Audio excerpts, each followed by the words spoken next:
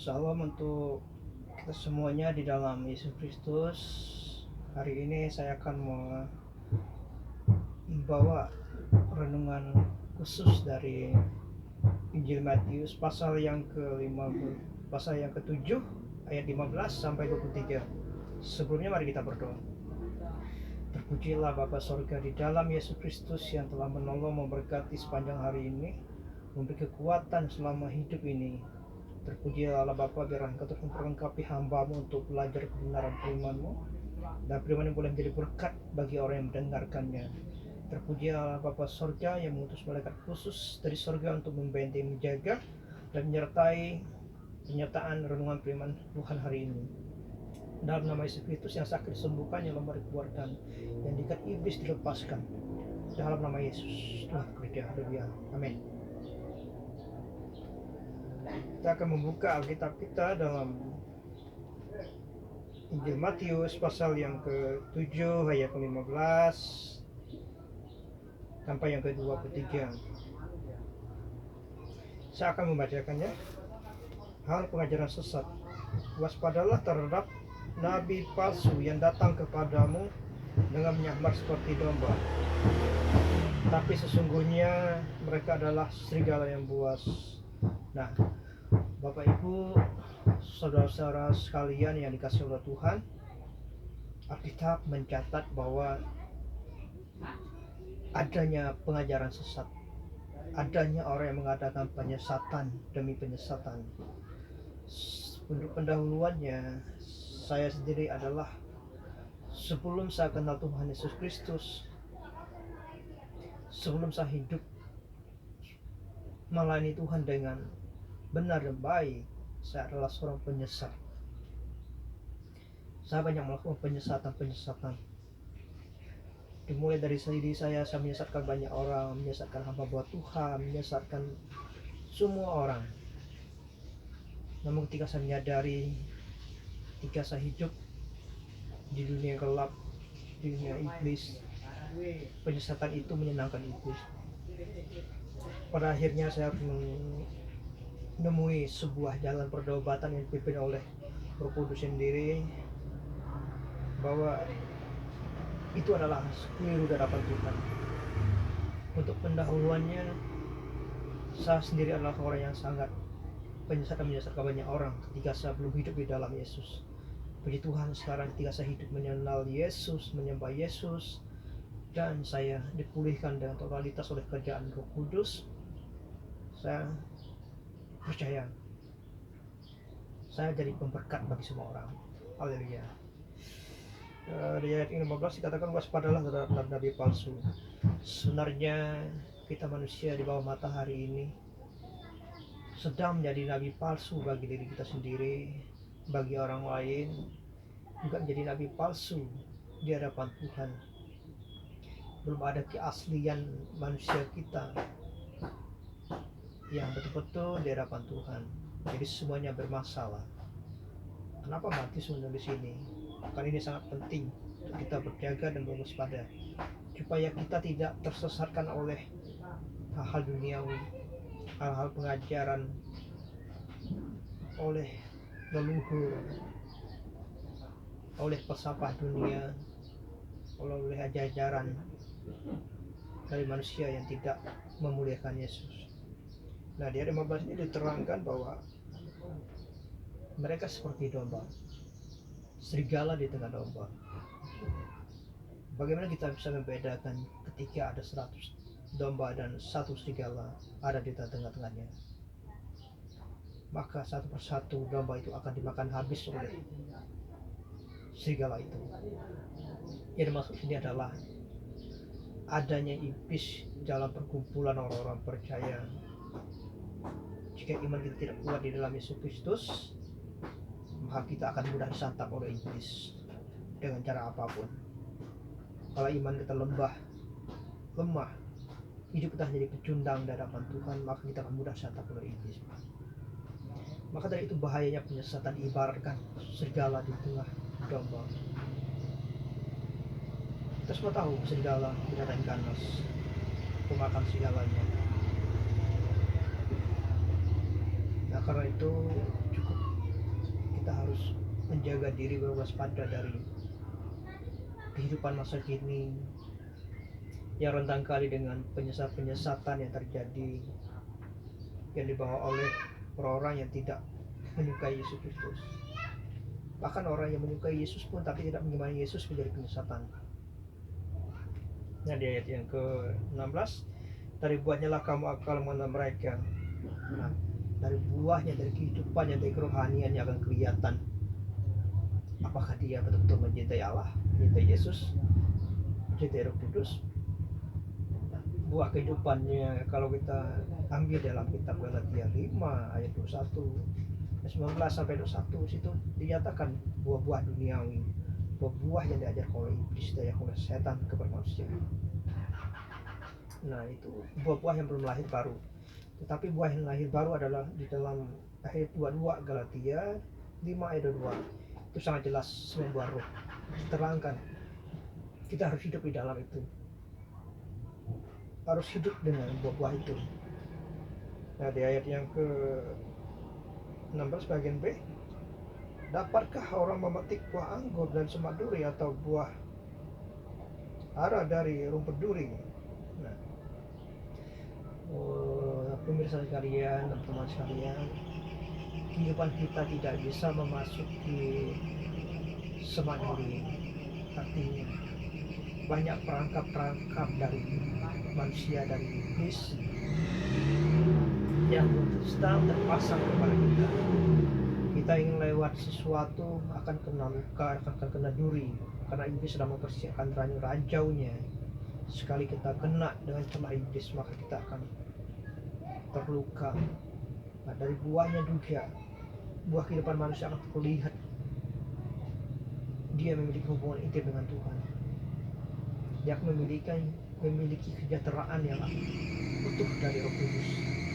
Nah, dari ayat ke-17, demikianlah setiap orang yang baik menghasilkan buah yang baik, sedangkan pohon yang tidak baik menghasilkan buah yang tidak baik. Nah, ini perilaku ya, perilaku cara kita, ia menyesuaikan.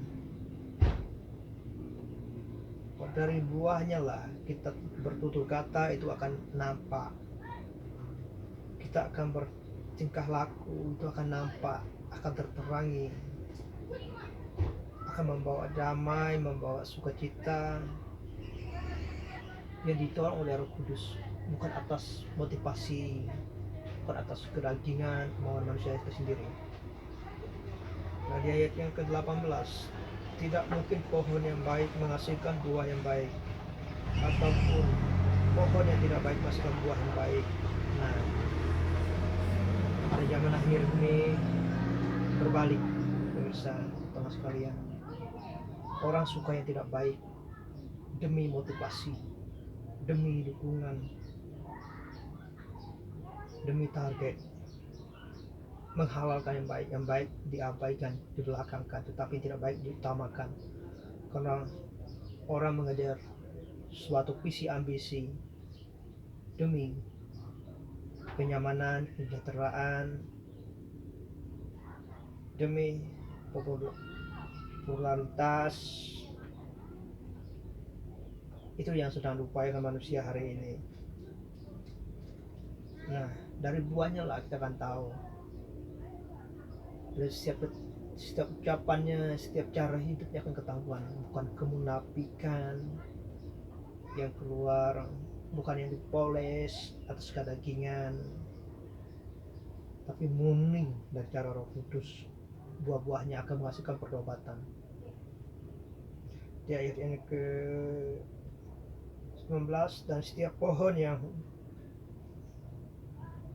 tidak menghasilkan buah yang baik pasti ditebang ke dalam api. Nah, ayat 19 ini berkaitan dengan konteks kerjaan Bapa Surgawi. Nah, setiap pohon, pemirsa, kita manusia hari ini diibaratkan pohon yang ditanam Tuhan di dunia. Kita pohon yang hidup, pohon yang bisa berkomunikasi dengan Tuhan, berkomunikasi dengan alam, diibaratkan. Kalau kehidupan kita hari ini tidak baik, detik ini tidak baik,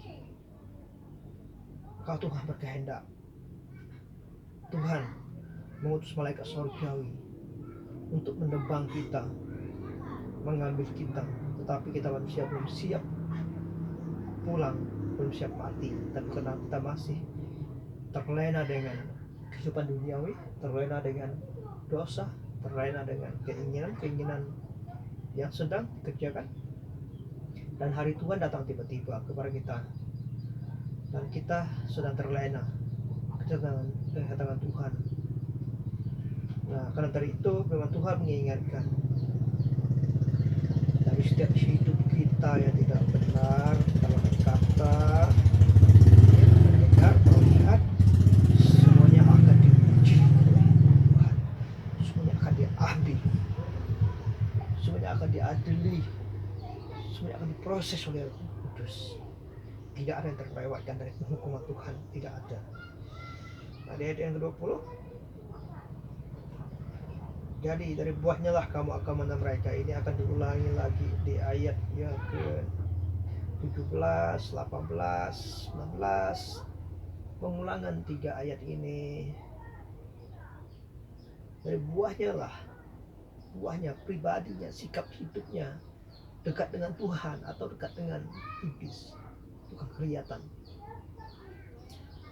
Saya katakan orang yang dekat dengan Tuhan akan membenci iblis, akan membenci dosa, akan menyalahkan iblis, akan alergi dengan iblis, alergi dengan dosa. Berbeda dengan orang yang menyayangkan iblis, menyayangkan dosa. Kalau saya bicara tentang hal seperti ini, orang akan mengklaim saya, orang tidak akan menduga saya manusia yang berdua. Karena hatinya berbisnis salah, karena konsepmu salah, konsepmu keliru, kamu sedang disesatkan. Pelajari Alkitab dengan baik-baik, minta dibimbing oleh Roh Kudus dengan baik supaya tidak sesat. Ini berkaitan dengan penyesatan, hal-hal pengajaran penyesatan, dan jangan sampai kita disesatkan oleh iblis dengan cara apapun. Adam dan Hawa yang tidak berdosa, yang tidak bersalah, tidak tahu, mereka hanya ditempatkan Tuhan. Kehadiran iblis membujuk dari otak, hati, mereka harus terusir dari surga. Terlibatan iblis. Nah, manusia sekarang ini, mereka melakukan kesalahan, itu udah karena keinginan mereka. Saya mau katakan, keinginan manusia kalau masih ada kecemburuan sosial, sakit hati, kesal, marah, egois, emosi, tidak senang, dengki dan sebagainya, apakah itu bukan dari iblis? Ya iya dong, dari iblis dong. Hanya iblis mempunyai sikap seperti ini karena iblis dengki dengan Allah, dengki dengan Yesus, dengki dengan Kudus, dengki dengan manusia. Masa kamu mau bersekutu dengan iblis? Masa kamu mau menyetujui dengan cara seperti itu? Kamu bisa mendukung iblis kalau kamu menyetujui kalau manusia berdosa dan bersalah karena keinginannya salah. Kamu sesat. Ini perlu saya luruskan. Dan di ayat ke-21, bukan setiap orang yang berseru kepadaku, Tuhan, Tuhan, akan masuk ke dalam kerajaan surga, melainkan dia yang melakukan kehendak Bapa-Ku yang di surga. Nah, saya akan bertajam hal ini. Sebetulnya kita manusia hari ini orang yang berseru dengan Tuhan. Semua manusia di bawah matahari berseru dengan Tuhan kok. Dia berseru. Pagi, siang, malam berdoa, berseru dengan Tuhan. Ibadah 5 waktu berseru dengan Tuhan. Dan kita memakai dengan nama Tuhan berserunya. Lalu masalah di mana? Bukan setiap orang yang berseru kepada aku, Tuhan, Tuhan. Pengajaran ini artinya kita boleh berseru dengan Tuhan, tapi berserulah dalam pemberesan dari Roh Kudus. Berserulah dalam kenyamanan dengan Roh Kudus. Berserulah dalam pemulihan dengan Yesus. Itu seruan yang Tuhan minta. kita melakukan apa yang Tuhan inginkan. Jangan berbalik. Kita percaya Tuhan, tapi kelakuan perbuatan kita kesetanan, hidup dalam kemunafikan, ini salah. Setiap orang yang berseru kepada Tuhan, ya semua manusia di bawah matahari berseru dengan Tuhan. Saya juga berseru dengan Tuhan. Saya hanya berseru dengan Tuhan, ampuni saya kalau hidup saya tidak benar dalam satu detik saja di hadapan Engkau. Dalam berkata, berpikir, mendengar, melihat, saya minta ampun di hadapan Tuhan. Itu seruan saya. Karena saya tahu siapa saya di mata Tuhan. Saya tidak membanggakan diri. Seorang berdosa paling berdosa yang Tuhan ampuni sampai hari ini. Bukan masa setiap orang yang berseru, tapi tujuan seruan itu kepada siapa? Jangan berseru itu atas motivasi, atas penampilanmu, atas gaya dan caramu. Kalau kamu minta dipuji dan didukung orang, salah, sesat. Yang Tuhan minta adalah melakukan kehendaknya, baca firman dan renungkan, membawa orang kembali kepada Yesus, membawa orang intim dengan Roh Kudus. Jangan membawa orang menyembah iblis, menyukakan diri, itu yang sesat. Ayat yang kedua, pada hari terakhir banyak orang akan berseru kepadaku, Tuhan, Tuhan, bukankah kami berbuat demi nama-Mu? Pada hari ini pun orang berseru dengan Tuhan. Mereka berdoa, mengadakan seminar, mengadakan KKR, mengadakan kegiatan rohani. Tidak salah, tidak.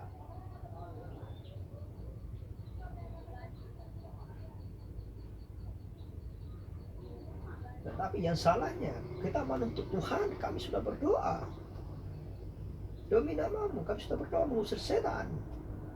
Ini berdoa untuk orang yang sakit, ini berdoa untuk ekonomi orang ini, kami berdoa untuk orang yang lemah ini.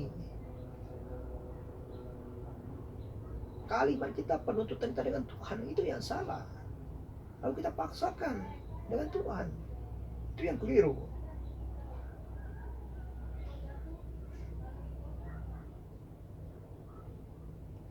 Nah, dia jelas sekali, dan mengusir setan demi nama-Mu, dan mengadakan banyak mujizat demi nama-Mu juga.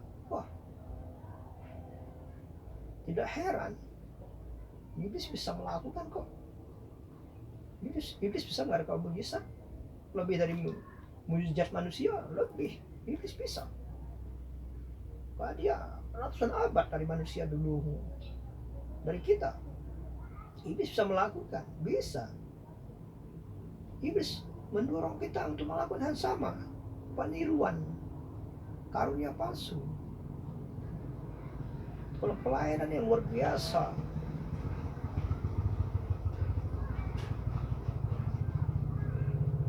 Karena itu perlu waspada sekali.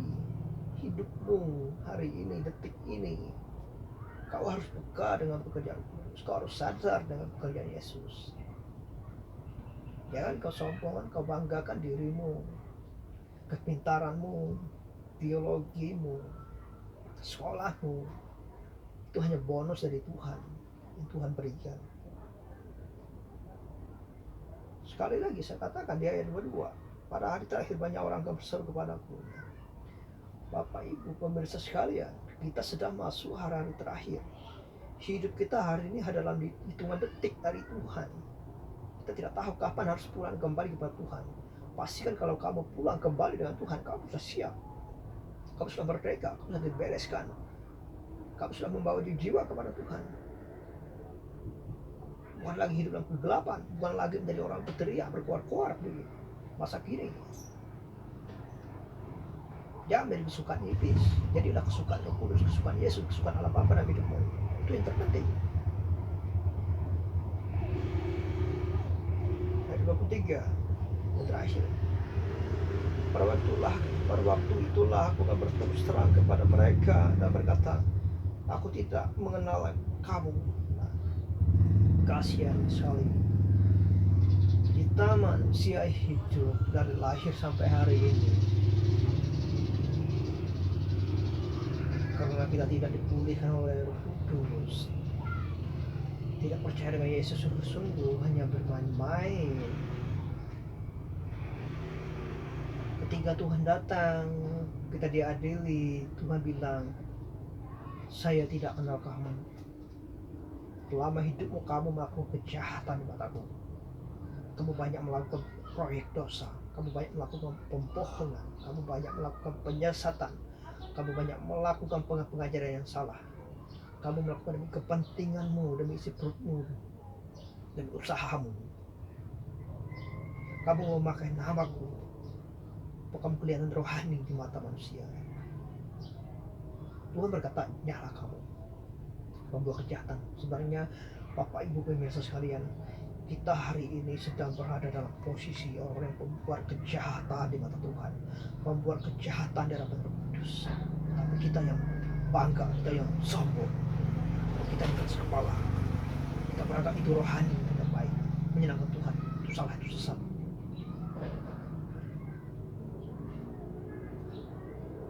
Di ayat ke-23 saya ulangi, pada waktu itulah aku akan berterus terang kepada mereka dan berkata, aku tidak pernah mengenal kamu, nyala daripadaku, kamu sekalian pembuat kejahatan.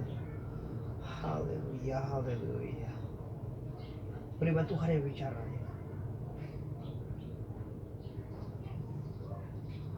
Poin yang pertama, kesimpulannya, yang pertama, jangan sampai hari ini dirimu, keluargamu, dan kamu sendiri menjadi penyesat dan menyesatkan banyak orang. Yang pertama. Yang kedua, pastikan buah hidupmu bersandarkan dengan produk surgawi.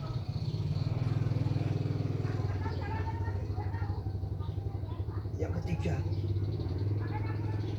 pastikan kamu dikenal Yesus, dikenal Kudus, dikenal oleh Bapa, agar kamu tidak terbuang sia-sia ke dalam api neraka. Nah, kamu menerima keselamatan yang sempurna yang diberikan oleh Roh Kudus, oleh Yesus di alam Bapa. Saya berbicara sederhana, saya tidak menggunakan bahasa Ibrani, Yunani, saya menggunakan bahasa Indonesia agar bisa dipahami dan mengerti penjelasan saya.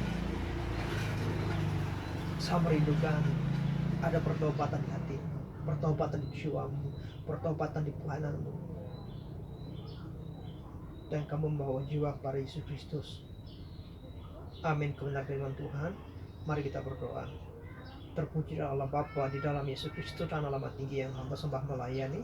Hamba selesai bicara, kehendak Tuhan yang terjadi, menjamah, menolong, memperlengkapi kami sebagai hamba-Nya. Di dalam nama Yesus Kristus hamba berdoa, haleluya, haleluya, haleluya, amin. Tuhan memberkati kita semua. Salam.